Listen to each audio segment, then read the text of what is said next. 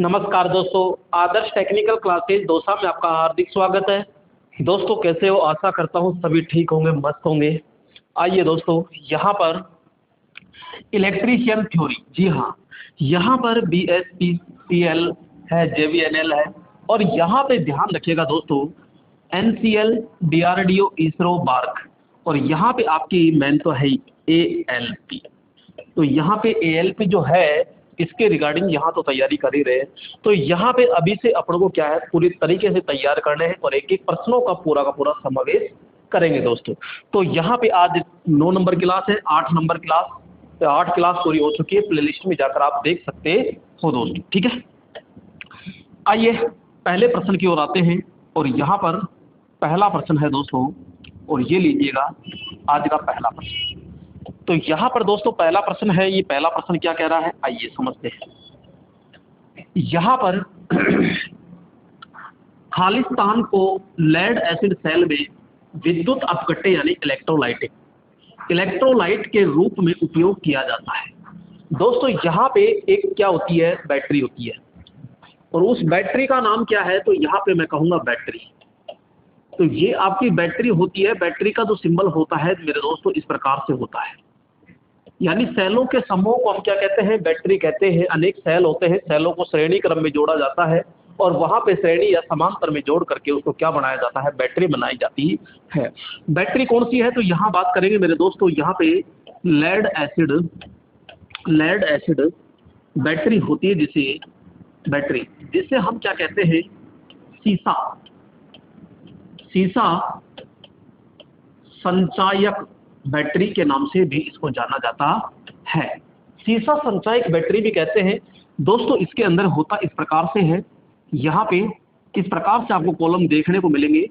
यहाँ पे 1 cell, 2 cell, 3 cell, 4 cell, 5 cell और 6 सेल।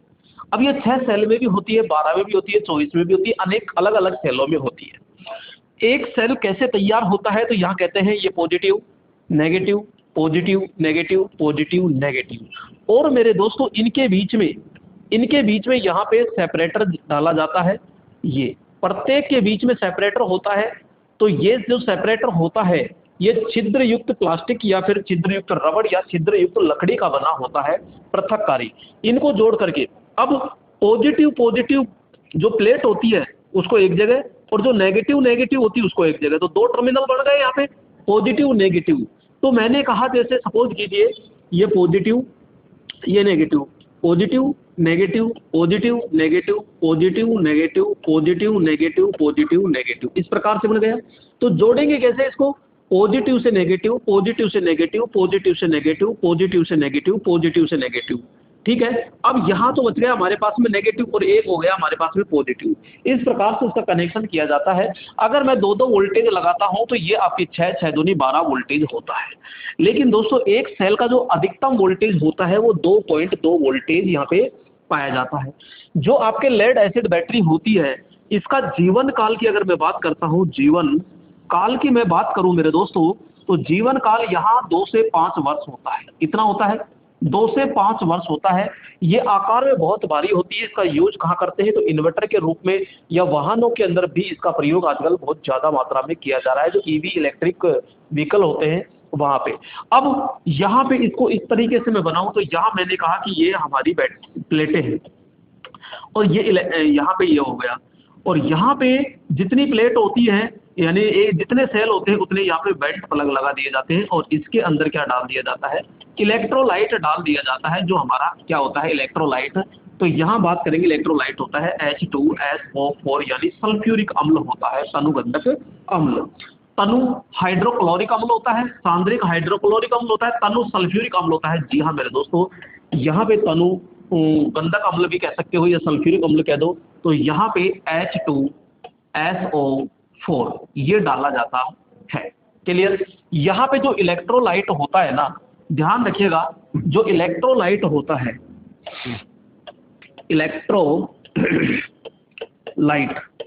तो ये जो इलेक्ट्रोलाइट होता है ये 2 चीजों से मिलकर बना होता है। एक होता है यहाँ पे मैं बात करूंगा गंधक बोले तो मैं कहूंगा तेजाब, ठीक है, और एक होता है आसुत जल। तो यहाँ पे ये आसुत जल होता है और ये तनुगंधक अम्ल होता है। तो यहाँ गंधक का अनुपात तो होता है 1 और इसका होता है मेरे दोस्तों 3। तो 1:3 में मिला करके अपन ये इलेक्ट्रोलाइट तैयार किया जाता है। क्लियर? तो राइट ऑप्शन तो क्या हो गया यहाँ पे, सी ऑप्शन होता है। आइए अगले प्रश्न की ओर चलते हैं दोस्तों, और अगला जो प्रश्न है वो क्या है, आइए समझते हैं अगले प्रश्न को। अगला प्रश्न आपके पास आ चुका है दोस्तों, और अगला प्रश्न क्या कह रहा है देखिएगा। वायु घर्षण है, ठीक है, वायु घर्षण द्वारा अवमंदक बलागुण, वायु घर्षण द्वारा अवमंदक बलागुण जो टॉर्क है किसके द्वारा विकसित होता है। दोस्तों अगर मैं आपको लेके चलता हूं मापक यंत्र, मापक यंत्र के अंदर क्या होता है, यहां पे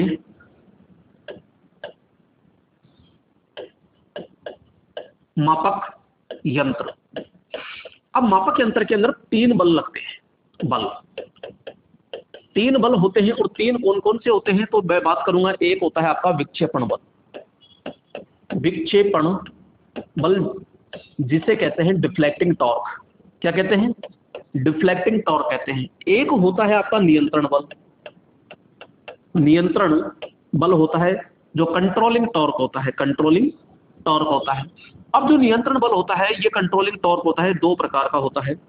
एक होता है मेरे दोस्तों यहाँ पे स्प्रिंग युक्त, और एक होता है यहाँ पे गुरुत्वाकर्षण, गुरुत्वाकर्षण,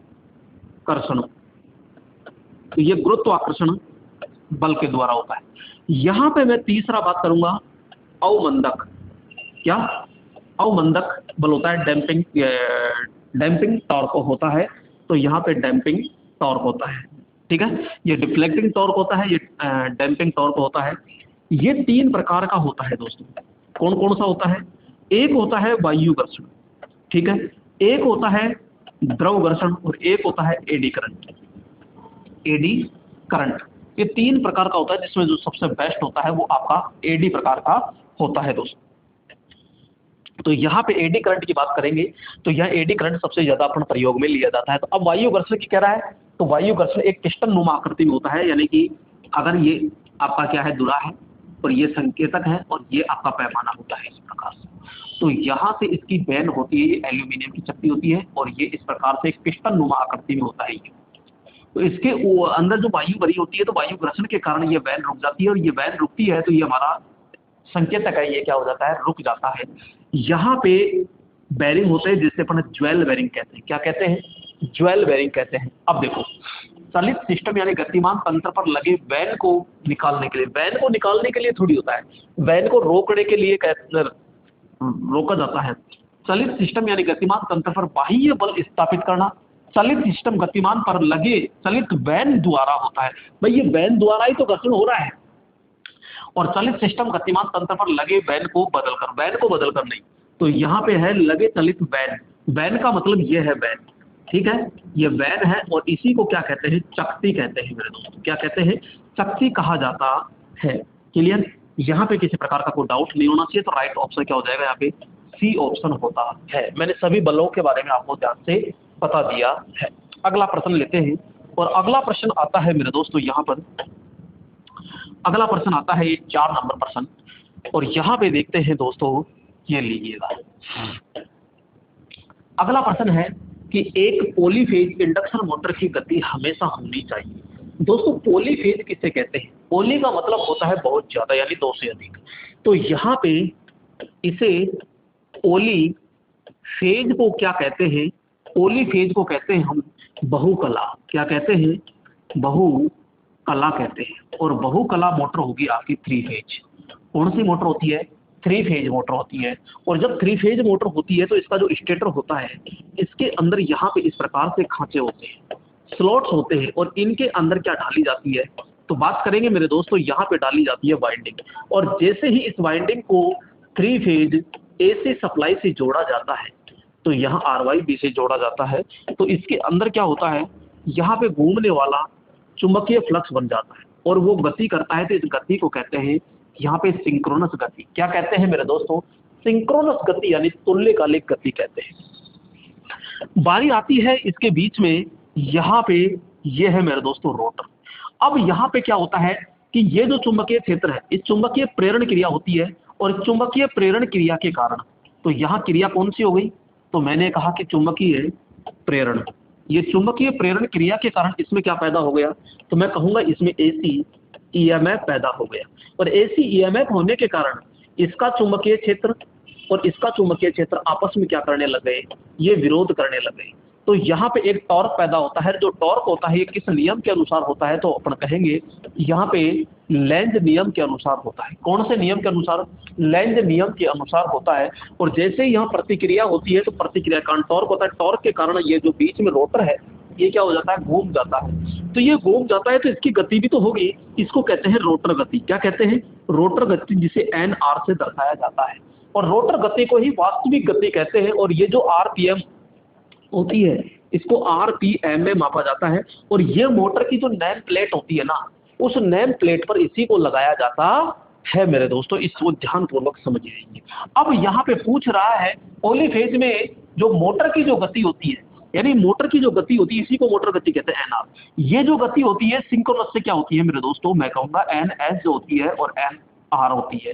तो यहाँ पे एन एस ज्यादा होती है और एन आर क्या होती है, कम होती है। किसमें, तो मैं बात करूंगा प्रेरण मोटर में, प्रेरण मोटर। तो ये प्रेरण मोटर ही, पॉलीफेज को ही अपन क्या कह रहे हैं, प्रेरण मोटर कहते हैं। और यहाँ पे मैं बात करूं दोस्तों, अगर एन एस कम है और एन आर क्या है, ज्यादा है, तो ये बन जाता है अल्टरनेटर। क्या बन जाता है, अल्टरनेटर बन जाता है, ये अल्टरनेटर होता है। क्लियर। तो यहाँ पे ध्यान रखना, एन एस ज्यादा होता है, एन आर क्या होता है, कम होता है। तो तुल्यकालिक गति से क्या होता है, अलग होता है। तुल्यकालिक गति से, तुल्यकालिक गति से कम होता है। बिल्कुल तुल्यकालिक गति से कौन सा, रोटर गति क्या होती है, कम होती है। तो राइट ऑप्शन क्या हो जाएगा आपका, बी ऑप्शन होता है। क्लियर, ठीक है दोस्तों। नेक्स्ट आगे चलते हैं दोस्तों। थोड़ी सी तबीयत खराब है, बहुत ज्यादा गले में दर्द भी हो रहा है, जुकाम लग रही है, क्या करें। लेकिन फिर भी आपके खातिर यहाँ पे कंटिन्यू में क्लास ले रहा हूँ और लेता रहूँगा जब तक सांस चलती रहेगी, तब तक आपके लिए लड़ता रहूँगा मेरे दोस्तों। यहाँ पे आइए अगला प्रश्न देखते हैं। और अगला प्रश्न कह रहा है संवाहक की लंबाई, ठीक है लंबाई है, और अनुप्रस्थ काट क्षेत्रफल, कटाक क्षेत्रफल क्रमशः होने पर संवाहक का विद्युत प्रतिरोधकता, प्रतिरोधकता का मतलब होता है रजिस्टिविटी, इसके प्रतिरोध के बराबर होगी। दोस्तों ध्यान से समझिएगा, प्रतिरोधकता, ठीक है, इसी को कहते हैं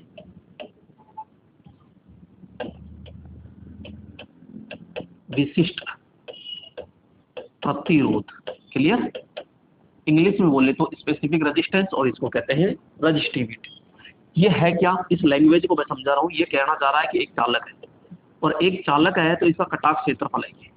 ये जो कटाक क्षेत्रफल सामने दिखाई दे रहा है ये है 1 मीटर स्क्वायर, ठीक है। और इसकी जो लंबाई है ना, ये लंबाई 1 मीटर है, लंबाई मीटर में आती है और ये मीटर स्क्वायर में आएगा, कटाक क्षेत्रफल है। अगर ये दोनों बराबर है तो इस चालक तार के टुकड़े में जो प्रतिरोध होता है ना, ये प्रतिरोध ही प्रतिरोधकता कहलाती है। तो यहाँ पे यही तो कह रहा है प्रतिरोध किसके बराबर होगी, तो मैं कहूंगा कि 1 मीटर स्क्वायर व 1 मीटर लंबाई चालक तार का टुकड़े के अंदर जो प्रतिरोध होता है उस प्रतिरोध का मान ही प्रतिरोधकता कहलाती है। तो यहाँ पे 1 मीटर है, 1 सेंटीमीटर, ये गलत हो गया क्योंकि दोनों समान होने चाहिए। 1 मीटर हो गया और 1 मीटर स्क्वायर हो गया, ठीक है। ये 2 है, यहाँ 2 है, तो 1 मीटर और 1 मीटर स्क्वायर, तो ये आपका राइट हो गया। बी ऑप्शन इसमें क्या हो जाएगा, राइट होगा। और दोस्तों ध्यान रखिएगा, यहाँ पे मैं बात करूंगा प्रतीक। तो इसका प्रतीक क्या होता है, तो इसका प्रतीक होता है रो। इसका आपसे पूछा जाएगा मात्रक, तो इसका मात्रक क्या होता है, तो अपन कहेंगे ओम मीटर। ये ओम मीटर कौन सा मात्रक है, तो ऐसा ही मात्रक है। और ओम सेंटीमीटर जो होगा वो कौन सा है, CGS मात्रक होता है। ध्यान रखिएगा, यहाँ पे जो विशिष्ट प्रतिरोध है ये लंबाई और कटाक क्षेत्रफल पर निर्भर नहीं करता है, ये केवल पदार्थ की किस्म पर निर्भर करता है। निर्भर।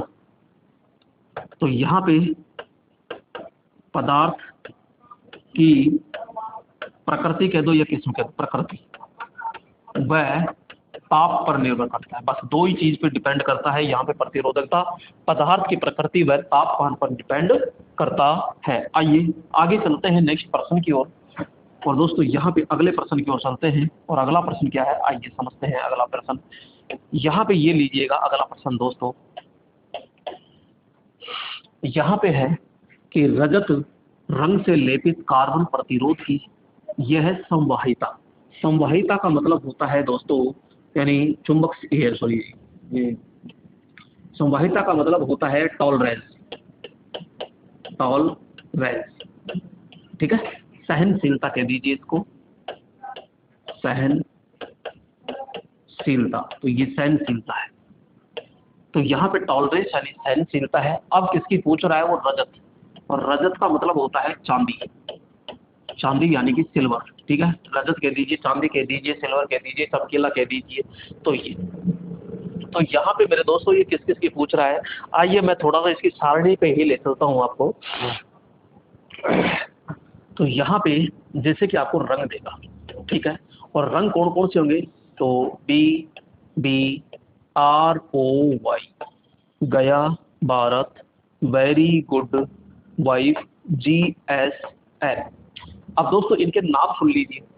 यह है शुरू में ब्लैक, ब्लैक यानी कि हो गया ये काला, ये हो गया भूरा, ठीक है, यह R फॉर रेड यानी कि लाल होता है, O फॉर यानी नारंगी यानी कि ऑरेंज, नारंगी हो गया, नारंगी हो गया। यहाँ पे ये हो गया पीला, ये हो गया हरा, ये हो गया नीला, वोयलेट, वोयलेट यानी हो गया बैंगनी, बैंगनी, ग्रे यानी स्लेटी हो गया, स्लेटी, व्हाइट यानी क्या हो गया, सफेद हो गया, सफेद, और G4 यहाँ पे गोल्डन यानी कि सुनहरा हो गया, सुनहरा, और यहाँ पे सिल्वर होता है, सिल्वर ये, और यहाँ पे नो कलर हो गया, ठीक है, इस प्रकार से ये होता है दोस्तों। और यहाँ पे आगे चलते हैं, तो जैसे कि मैं बात करूं, यहाँ पे आपको कुछ नहीं करना, इसकी स्थिति में यहाँ पे आपको इसका कोड मान रखना पड़ता है। अब वो कोड मान किसी का भी पूछ सकता है, तो यहाँ 0 से स्टार्ट कर दो, और 1 2 3 4 5 6 7 8 9 1 2 3, ये क्योंकि नो कलर का भी तो रहेगा विंडो, तो इसका मान है 0 में भी यही रहेगा, सेम डिट्टो, कोई दिक्कत नहीं। दूसरी पट्टी के अंदर भी अगर 4 पट्टी है तो कोई दिक्कत नहीं है यहाँ पे, ये लो, और 6 पट्टी है, 5 पट्टी होती है तो एक और बढ़ जाती है सेम, ये पहली पट्टी, ये दूसरी पट्टी, और तीसरी पट्टी जो आती है ये किस में होती है, घात में होती है। तो दोस्तों कुछ मत कीजिए, 10-10 लिख दीजिए, सीधा लिख दिया 10-10, तो यहाँ पे इस प्रकार से ये 10-10 लिख दीजिए, और यहाँ वही 0 से 9 तक की गिनती, तो 0 एक पावर लगा दीजिए, घात लगा दीजिए ये, तो यहाँ आपको किसी प्रकार की कोई दिक्कत नहीं होगी, और ये सीधी वे में सारणी बन जाती है। और यहाँ पे इसका पॉइंट 1 होता है, पॉइंट 0 1 होता है, ये खाली छोड़ना है बस। तो यहाँ पे ठीक है, ये सुनहरा का हो गया, यहाँ पे सॉरी सुनहरे का ये होता है, और ये सिल्वर का ये हो जाएगा। अब यहाँ आता है सहनशीलता, कौन सा, चौथी पट्टी, तो सहनशीलता, तो इसमें भी 1 ये 0 1 2 3 और 4, अब 4 तक लिख दिया, 4 के बाद में 5 खाली छोड़ो, 1 2 3 4 5, उसके बाद में 5 10 20, ये लो, तो नीचे नीचे का है वो तो 20 है, ये गोल्डन ये सॉरी सिल्वर का आ गया, और ये किसका आ गया आपका, चांदनी का, ठीक है, सॉरी ये तो हो गया गोल्डन, ये तो हो गया गोल्डन, और ये हो गया चांदनी का। तो इस प्रकार से आराम से पूरा का पूरा समझ सकते हैं। तो यहाँ पे अब पूछ किसका रहा है, ये रजत, रजत यानी चांदनी, और चांदनी का मतलब क्या हो गया, सिल्वर, तो सिल्वर के पास जाओ, सिल्वर है ±10, तो ±10 +-10 ये रहा, +-10 सीधा डी ऑप्शन होता है। 20 किसका है, 9 रंग, यहाँ पे आपसे प्लस माइनस पूछे, 5 किसका है, +-5 होता है, सुनहरा गोल्डन। 2 किसका होता है, तो 2 हो रहा है हमारा लाल का, किसका होता है, लाल का। इस प्रकार से पूरा का पूरा सेटअप अपन आराम से तैयार कर सकते हैं। आइए आगे चलते हैं अगले प्रश्न की ओर। और दोस्तों अगला प्रश्न आ चुका है यहाँ पे आपके स्क्रीन पर, आइए समझते हैं अगले प्रश्न को। तो यहाँ पे अगला प्रश्न लीजिएगा, क्या कह रहा है कि एक खुले परिपथ के सेल के 2 सिरों के मध्य के विभवांतर को सेल का खालिस्तान कहा जाता है। सपोज कीजिए दोस्तों ये है, इस प्रकार से ये सेल है, ये प्लस हो गया, ये माइनस हो गया, और मैंने कहा कि ये लोड है, इसका टर्मिनल एक यहाँ पे जुड़ा हुआ है और एक टर्मिनल यहाँ जुड़ा हुआ है, तो ये तो क्या हो गया, बंद परिपथ, क्या हो गया दोस्तों, बंद परिपथ हो गया। ध्यान रखिएगा, ये हो गया बंद परिपथ। लेकिन वो कह रहा है कि खुला परिपथ चाहिए मुझे, तो खुला परिपथ चाहिए, तो भाई खुला परिपथ है तो खुला, ये लो, सॉरी, तो यहाँ पे ये अपन ने क्या कर दिया, ये परिपथ को क्या कर दिया, ओपन कर दिया। अब परिपथ को ओपन कर दिया है तो इसमें लोड में करंट आएगा क्या, जी नहीं, तो इसमें धारा बराबर तो जीरो और प्रतिरोध बराबर पूछ ले तो अनंत होता है, इस प्रकार से। अब यहाँ खुले पॉइंट पर आपसे पूछता है यहाँ, तो यहाँ इसमें जो ईएमएफ होता है ये तो क्या कहलाएगा, ईएमएफ कहलाता है। तो यहाँ पे पूछता है तो ये ईएमएफ कहलाता है। तो खुले परिपथ के सेलों के दो सिरों के मध्य विभवांतर को क्या कहेंगे, तो अपना कहेंगे सीधा ईएमएफ। तो यहाँ पे क्या मिलेगा दोस्तों, ईएमएफ मिलता है। तो यहाँ पे ईएमएफ मिलेगा। अगर ये बंद होता और यहाँ पे अगर मापते हैं ये, तो ये आपका टर्मिनल वोल्टेज कहलाता है। यहाँ पे जैसे कि मैं बात करूं, ये इस प्रकार से है ये, और यहाँ पे मापा जाता है ये, तो ये टर्मिनल वोल्टेज होता है। और यहाँ पे जो मापा जाएगा ये आपका ईएमएफ होता है। और तार में जो वोल्टेज ड्रॉप होता है ये खर्च वोल्टेज होता है।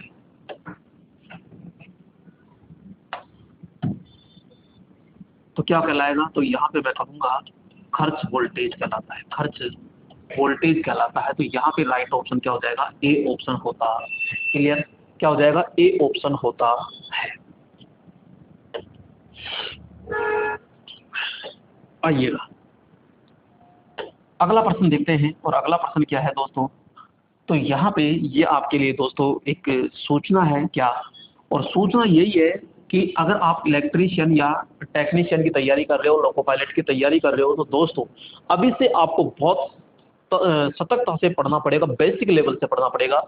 तो यहाँ पे इलेक्ट्रीशियन का फाउंडेशन बेस बिल्कुल स्टार्ट है और मात्र 599 रुपए में है। 599 में आपको इलेक्ट्रीशियन मिलेगा, आपको इंजीनियरिंग ड्राइंग मिलेगी, और इसके अलावा यहाँ पे बेसिक साइंस मिलेगी दोस्तों, बेसिक साइंस, तीनों सब्जेक्ट ओनली फॉर 599 रुपए में है। तो आप अभी एप्लीकेशन को डाउनलोड कर लीजिए, जो आदर्श टेक्निकल क्लासेज है।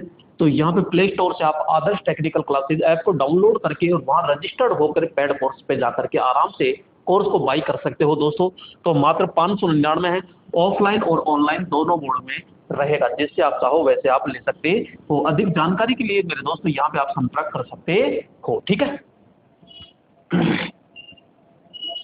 नेक्स्ट आगे चलते हैं दोस्तों, और यहाँ पे अगला प्रश्न आपके पास में आ चुका है। और अगला प्रश्न क्या है, आइए देखते हैं अगले प्रश्न को भी। तो यहाँ पे अगला प्रश्न है, एक गिलहरी पिंजरा प्रेरण मोटर तथा स्लिप रिंग प्रेरण मोटर में मुख्य समानता क्या है।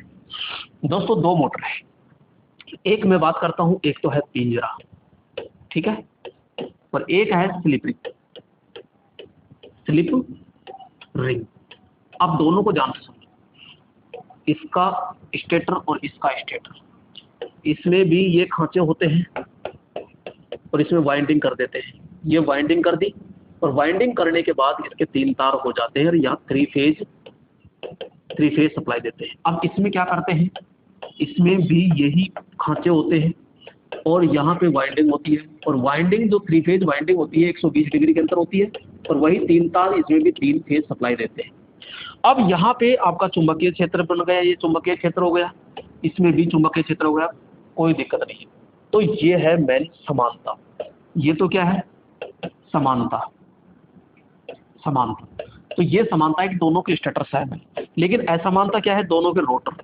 तो यहाँ कहेंगे भाई साहब इसका जो रोटर होता है ना, ये इस तरह कैसे होता है, इसमें ये छड़ें होती है, शॉर्ट सर्किट छड़ें जो त्रिज्या अवस्था में लगाते हैं, और इसमें क्या होता है कि यहाँ पे इस प्रकार से होता है, ये खांचे होते हैं और खांचों में डाली जाती है वाइंडिंग, खांचों में क्या होती है, वाइंडिंग, और इसका कनेक्शन किया जाता है मेरे दोस्तों स्टार में। और यहाँ पे होती है 3 स्लिप रिंग, ये 3 स्लिप रिंग, तो या स्टार में 3 कनेक्शन जोड़ के और ये करते हैं। तो अंतर पूछे तो इसका रोटर तो होता है ये बाउंड प्रकार का, और ये होता है आपका कौन सा, पिंजरा प्रकार का। तो ये, जबकि यहाँ पे स्टेटर दोनों के क्या होते हैं, सेम होते हैं।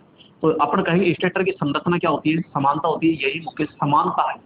तो ये है ए ऑप्शन आपका राइट होता है, ठीक है दोस्तों। तो ये आपको नजर आ गया। आगे चलते हैं अगले पॉइंट की ओर, और अगला प्रश्न आ चुका है दोस्तों आपके स्क्रीन पर, ये लीजिए अगला प्रश्न। और अगला प्रश्न क्या कह रहा है,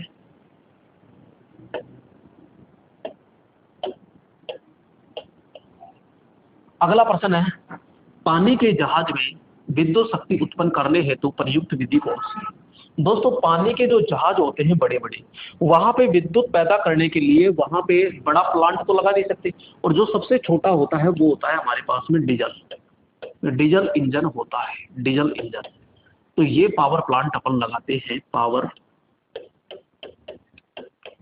प्लांट लगाते हैं। तो यहाँ पे सीधा सीधा हो जाएगा ये, क्योंकि डीजल जल विद्युत होती है, ये तो बहुत बड़ा क्षेत्र चाहिए, थर्मल को भी चाहिए। बैटरी बहुत कमजोर हो जाती है, बैटरी क्या हो जाती है, कमजोर हो जाती है। पनडुब्बी में तो इसका प्रयोग करते हैं। इसका प्रयोग कहाँ करते हैं, तो अपन कह सकते हैं भाई पनडुब्बी। तो पनडुब्बी में इसका हम प्रयोग कर सकते हैं। ठीक है, अगले प्रश्न की ओर चलते हैं दोस्तों। और अगला प्रश्न है यहाँ पे क्या हुआ भाई, हाँ अगला प्रश्न आ चुका है, ये लीजिएगा अगला प्रश्न। और अगला प्रश्न आपकी स्क्रीन पर है कि विद्युत धारा की अधिकतम मात्रा जो मनुष्य के शरीर में हानि नहीं पहुंचाती है। तो देखिएगा दोस्तों, यहाँ पे विद्युत झटके की बात करें अपन, विद्युत झटका।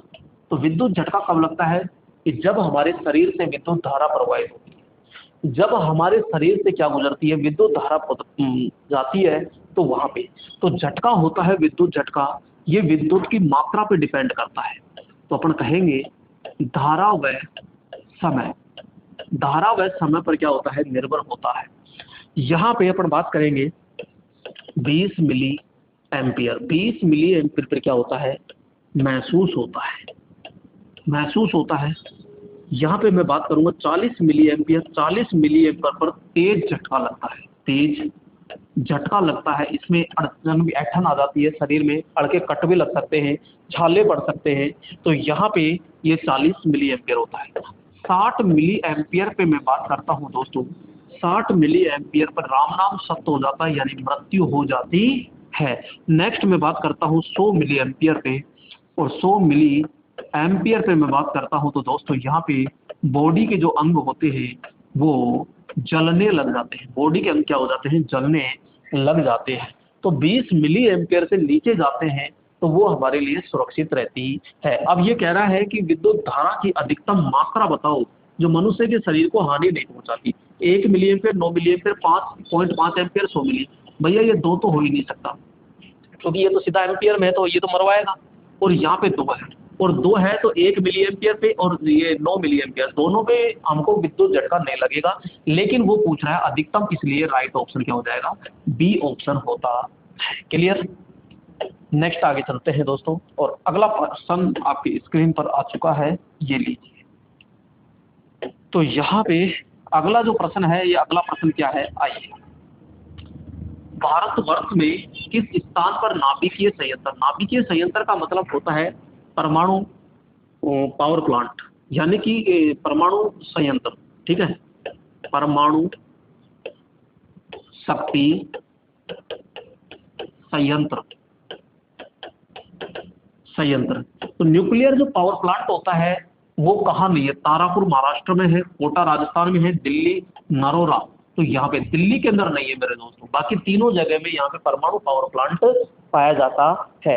और यहाँ पे ईंधन के रूप में, ईंधन के रूप में क्या प्रयोग करते हैं, तो अपन कहते हैं यूरेनियम, यूरेनियम। इसी में एक होता है थोरियम, थोरियम, और एक होता है प्लूटोनियम, प्लूटोनियम। तो प्लूटोनियम हम प्रयोग करते हैं। ये क्या करता है कि विद्युत ऊर्जा, यानी कि रासायनिक ऊर्जा होती है, रासायनिक को विद्युत बदलता है, विद्युत से किसमें बदलता है, ये आगे जाता है। तो यहाँ पे अपन कहेंगे यह रासायनिक, यह रासायनिक ऊर्जा को विद्युत ऊर्जा में बदलता है, विद्युत ऊर्जा में बदलता है। और यहाँ पे जब रासायनिक ऊर्जा, यानी कि इसमें जो ईंधन होता है जिसका विखंडन किया जाता है, तो विखंडन क्रियाएं होती है इसमें, एक होती है संलयन क्रिया, एक होती है विखंडन। और विखंडन भी 2 प्रकार की होती है, नियंत्रण, अनियंत्रण। तो यहाँ नियंत्रण क्रिया की जाती है, तो यहाँ पे कहेंगे विखंडन, विखंडन। तो विखंडन नियंत्रण, विखंडन नियंत्रण क्रिया द्वारा ये किया जाता है, नियंत्रित विखंडन क्रिया द्वारा किया जाता है। ठीक है, तो ये राइट ऑप्शन हो गया दिल्ली। आइए आगे चलते हैं। और अगला प्रश्न लीजिएगा दोस्तों, यहाँ पे अगला प्रश्न आपकी स्क्रीन पर आ चुका है और आपके स्क्रीन पर कौन सा प्रश्न है आइए समझते हैं। निम्नलिखित में से कौन से अरेस्टर में सीन के आकार की धातु के दो रोड होती है जो हवा की छोटी दूरी से अलग की होती है? बहुत अच्छा प्रश्न है दोस्तों, ध्यान से समझना। यहाँ पे एक होता है ये अचालक, ठीक है, और इस अचालक पर क्या किया जाता है दोस्तों, यहाँ पर इस प्रकार से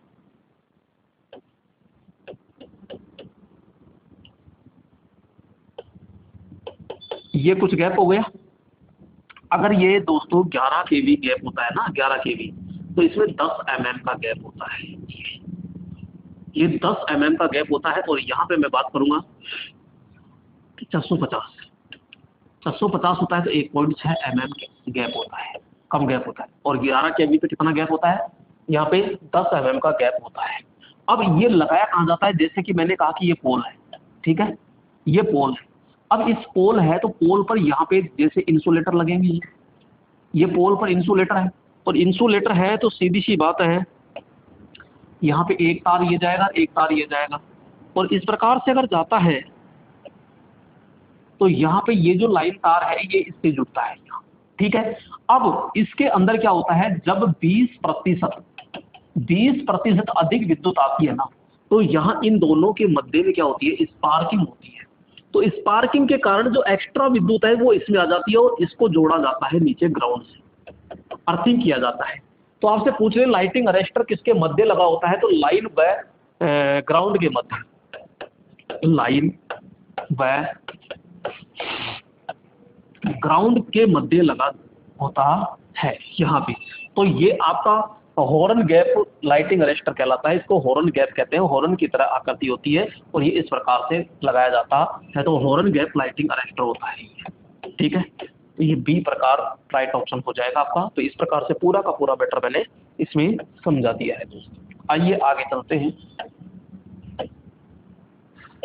ये लीजिए आगे।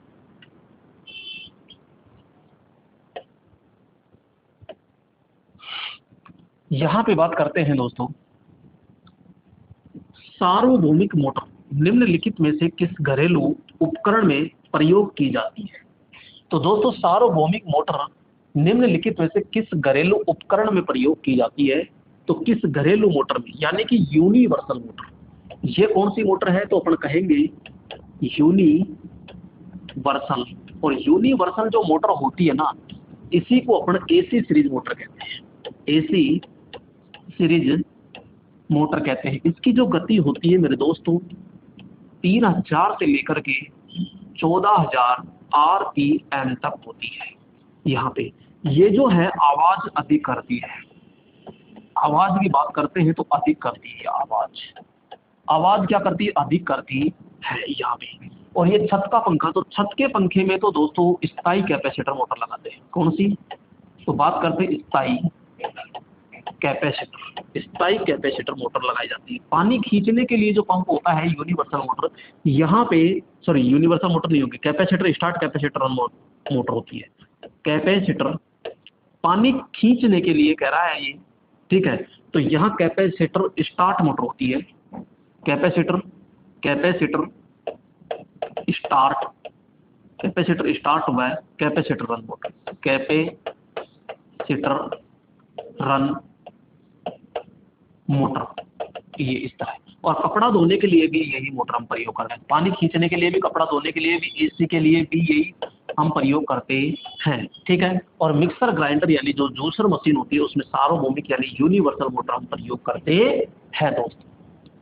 अगला प्रश्न आता है यहाँ पे, और आपके अगला प्रश्न देखिएगा दोस्तों, अगला प्रश्न लीजिएगा और अगला प्रश्न आपके स्क्रीन पर आ चुका है दोस्तों, यहाँ पे लीजिएगा। एक अल्टरनेटर के फील्ड करंट है, ठीक है, फील्ड करंट है, विद्युत प्रवाह को लोड के साथ बदलने से अल्टरनेटर की वोल्टेज को स्थिर रखा जाता है। अल्टरनेटर की वोल्टेज को स्थिर रखा जाता है तो इस विधि को खालिस्तान कहा जाता है। उत्तेजना नियंत्रण विधि, डार्क लैंप विधि, डार्क ब्राइटनेस विधि। और ये क्वेश्चन कह रहा है कि ये भाई साहब स्टेटर है, और स्टेटर है तो यहाँ पे ये पोल हो गए, तो यहाँ पे ये हमारी फील्ड वाइंडिंग हमने डाल दी, और फील्ड वाइंडिंग को हम सप्लाई देते हैं। तो चुंबकीय क्षेत्र पैदा करने के लिए देते हैं। तो यह चुंबकीय क्षेत्र का मतलब होता है उत्तेजना नियंत्रण के लिए। तो राइट ऑप्शन क्या हो जाएगा यहाँ पे, ए ऑप्शन होता है सीधा। क्या हो जाएगा, ए ऑप्शन होता है। इसके बीच में एक दोस्तों आर्मेचर वाइंडिंग होती है, और आर्मेचर जो वाइंडिंग होती है, यहाँ पे बात करेंगे आर्मेचर वाइंडिंग। और आर्मेचर वाइंडिंग का काम क्या होता है, तो ईएमएफ पैदा करना होता है, ईएमएफ पैदा करना होता है।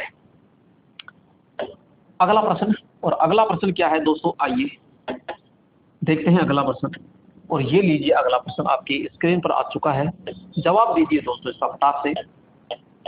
तो यहाँ पे अगला प्रश्न है, धातु फिलामेंट लैंप में सीधी क्वाइल कुंडली की हुई एक धातु की तार होती है जिसे खालिस्तान कहा जाता है। दोस्तों धातु फिलामेंट की बात कर रहा है, और फिलामेंट है तो सीधी क्वाइल कुंडली की हुई है, यानी कि तार जो है ऐसे नहीं है, तार इस प्रकार से कुंडलित किए हुए, और यहाँ पे ये फिलामेंट है, लैंप होता है हमारा ये, तो इस प्रकार से होता है। तो यहाँ पे इस प्रकार से ये जोड़ते हैं, और ये सपोर्ट के लिए 2 वायर होता है। तो यहाँ पे बात करते हैं, ये होता है हमारा फिलामेंट होता है। और ध्यान रखना इस लैंप का जो होता है ताप दीप्त लैंप कहलाता है, यहाँ पे ये ताप दीप्त लैंप होता है, ताप दीप्त लैंप होता है ये लैंप।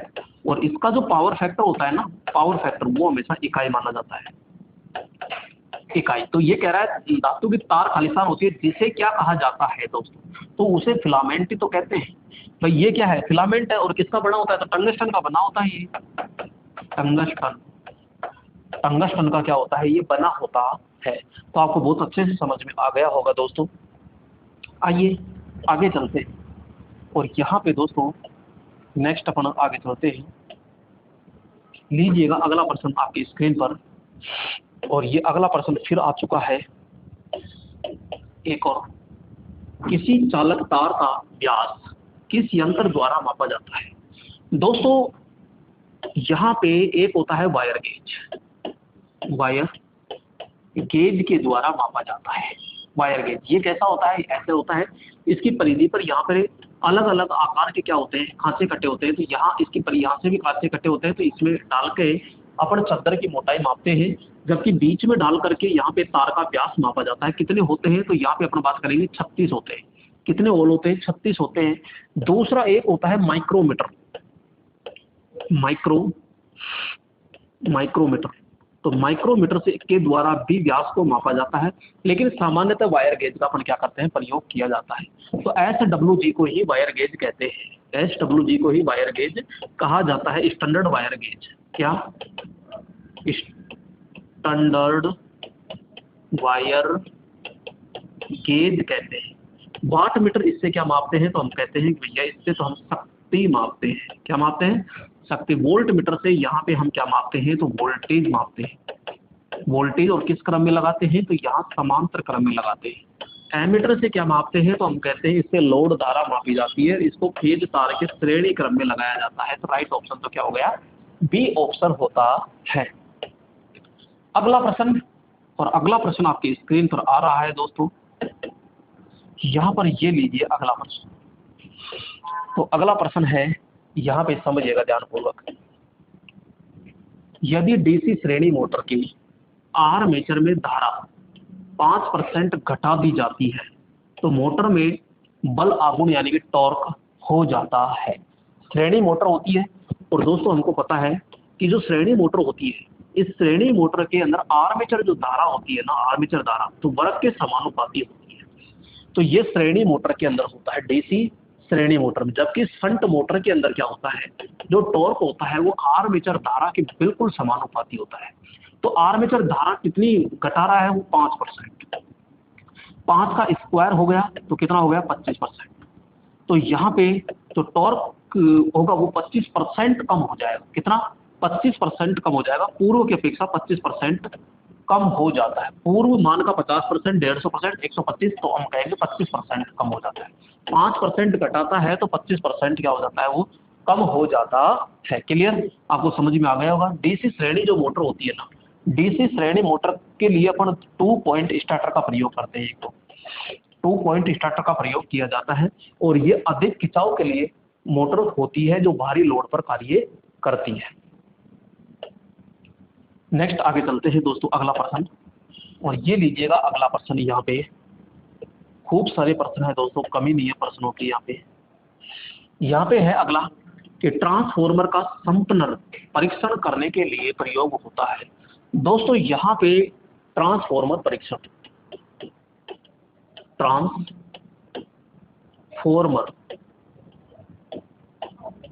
परीक्षण, पहला आता है यहाँ पे एक open circuit, clear, open circuit.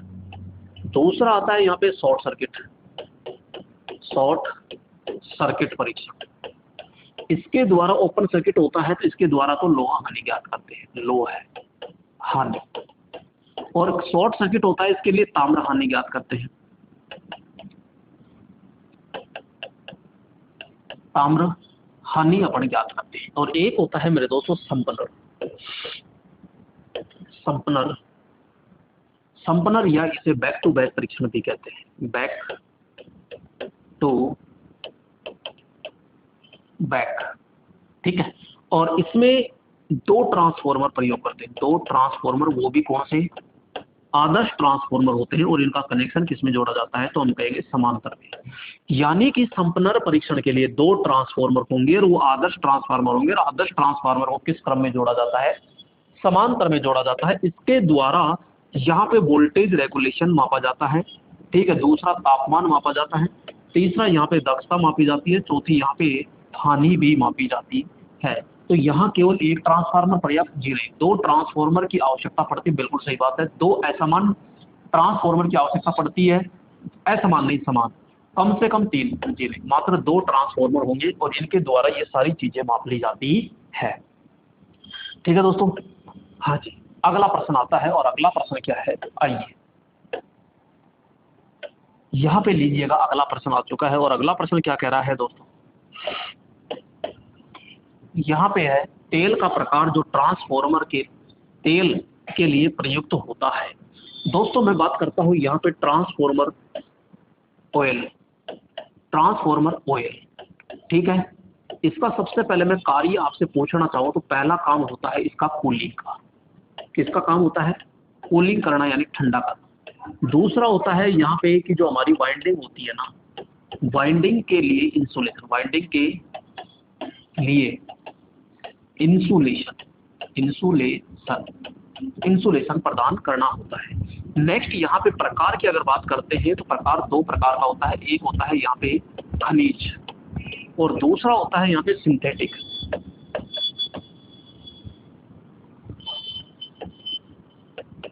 खनिज और एक क्या होता है यहाँ पे सिंथेटिक, ये तो सिंथेटिक, ठीक है। पशु तेल, खाना पकाना, मिनरल और वनस्पति, तो यहाँ पे कहेंगे मिनरल ऑयल ही आपका खनिज ऑयल होता है, तो ठीक है। तो यहाँ पे ये हो जाएगा आपका राइट ऑप्शन। आइए आगे चलते हैं, और अगला जो प्रश्न है, और अगला प्रश्न क्या है दोस्तों, यहाँ पे एक आगे जो नंबर है यहाँ पे, वो आगे जो प्रश्न है वो क्या है समझिएगा ध्यानपूर्वक। एक कलीय मोटर में प्रयुक्त कैपेसिटर कौन सा होता है दोस्तों। अगर मैं सिंगल फेज मोटर की बात करता हूँ, सिंगल फेज मोटर, तो सिंगल फेज जो मोटर होती है ना, इसमें कैपेसिटर, कैपेसिटर प्रकार, इसमें 2 प्रकार के कैपेसिटर होते हैं। पहला इसमें लेते हैं इलेक्ट्रोलाइटिक कैपेसिटर, पहली प्राथमिकता इलेक्ट्रोलाइटिक, इलेक्ट्रोलाइटिक कैपेसिटर होता है, और दूसरा होता है यहाँ पे पेपर कैपेसिटर, पेपर कैपेसिटर। तो ये चीज ध्यान रखिएगा, तो पहली प्राथमिकता इसको देंगे, तो पेपर कैपेसिटर नहीं होगा, यहाँ इलेक्ट्रोलाइट होगा। अगर इलेक्ट्रोलाइट ऑप्शन में नहीं होता है तो फिर अपन पेपर कैपेसिटर करते हैं। तो ये 2 प्रकार के अपन यूज करते हैं दोस्तों। आइए अगला प्रश्न, और अगला प्रश्न क्या है, यहाँ पे चलते हैं। अगला प्रश्न, सोलर सेल सौर ऊर्जा को बदलता है, सोलर सेल सौर ऊर्जा को बदलता है। सोलर सेल जो दोस्तों होता है इसको फोटोवोल्टाइक सेल भी कहते हैं, फोटोवोल्टाइक सेल भी कहते हैं। इसके अंदर क्या होता है, ये सिलिकॉन की होती है और ये सूर्य भगवान यहाँ से किरणें छोड़ता है। जैसे किरणें छोड़ता है तो यहाँ इलेक्ट्रॉन उत्सर्जित हो जाते हैं। इलेक्ट्रॉन उत्सर्जित होते हैं तो ये नेगेटिव होता है, नेगेटिव से पॉजिटिव की ओर जाता है तो ये नीचे की ओर पॉजिटिव होता है, ये पॉजिटिव होता है, बीच में होता है लोग यहाँ। तो इस प्रकार से ये चलता है। तो यहाँ पे जो सोलर सेल होता है ना, ये आपके सौर ऊर्जा को किस में बदलता है, तो हम कहेंगे विद्युत ऊर्जा में बदलता है, विद्युत ऊर्जा में। लेकिन ध्यान रखना, एक होता है मेरे दोस्तों सोलर कलेक्टर होता है, और ये सोलर कलेक्टर क्या करता है, सौर ऊर्जा को किस में बदलता है, तो मैं कहूंगा तापीय ऊर्जा के अंदर बदलता है। किस में बदलता है, तापीय ऊर्जा के अंदर ये बदलता है। सोलर सेल का वोल्टेज यानी ईएमएफ होता है, ईएमएफ तो प्रति सेल का कितना होता है, मात्र 0.5 वोल्ट होता है। कितना होता है, मात्र 0.5 वोल्ट होता है। ज्यादा चाहिए तो श्रेणी क्रम में जोड़कर इसको बढ़ाया जाता है। आइए आगे चलते हैं। और दोस्तों अगला प्रश्न है, ये लीजिए अगला प्रश्न। और यहाँ पे अगला जो प्रश्न है ये क्या है, क्वेश्चन पूछ रहा है कि मोबाइल में कौन सा सेल प्रयोग किया जाता है। लिथियम सेल होता है, शुष्क सेल होता है, डैनियल सेल होता है और मरकरी सेल होता है। दोस्तों मिस्टेक तो बहुत है, जी हाँ मेरे दोस्तों। शुष्क सेल जिसको हम ड्राई सेल कहते हैं, इसका ईएमएफ 1.5 होता है, सबसे अधिक प्रयोग होता है, सबसे अधिक प्रयोग होता है। एक होता है मरकरी सेल, सबसे छोटा सेल होता है, जो हाथ घड़ी होती है, हाथ घड़ी के अंदर इसका प्रयोग करते हैं। डैनियल सेल होता है, ये प्रयोगशाला में प्रयोग होता है, प्रयोगशाला। दोस्तों डैनियल, ये लिथियम सेल नाम दिया है, लिथियम सेल यहाँ पे पेस मेकर के अंदर प्रयोग किया जाता है, जो हृदयाघात में होता है। मोबाइल के अंदर जो बैटरी लगती है, मोबाइल में जो बैटरी लगती है वो होती है मेरे दोस्तों, ध्यान रखना, लिथियम आयन बैटरी होती है, लिथियम आयन सेल कह सकते हो आप, लिथियम आयन सेल कह सकते हो। तो ये यहाँ पे राइट ऑप्शन होगा, ये होता है सेकेंडरी सेल होता है ये, ठीक है। और ये जो होता है ये आपके प्राइमरी होता है, ये प्राइमरी सेल होता है, यही फर्क है। लिथियम सेल पूछे तो प्राइमरी होता है, और आपसे लिथियम आयन पूछे तो सेकेंडरी सेल होता है। बहुत अच्छे से ध्यान में बिठा लीजिए। तो ऑप्शन के अनुसार तो यहाँ कोई सा भी सही नहीं है। अगर इसमें आयन शब्द लगता तो ये सही होता। तो मोबाइल कह दीजिए, चाहे लैपटॉप कह दीजिए, चाहे टैबलेट कह दीजिए, तो उसमें लिथियम आयन सेल हम प्रयोग करते हैं। क्लियर, ठीक है दोस्तों। तो यहाँ पे बात करेंगे, तो ये थे अपने आज के टॉप इलेक्ट्रीशियन के क्वेश्चन। ठीक है दोस्तों, फिर नेक्स्ट वीडियो फिर मुलाकात करते हैं, तब तक के लिए जय हिंद मेरे दोस्तों।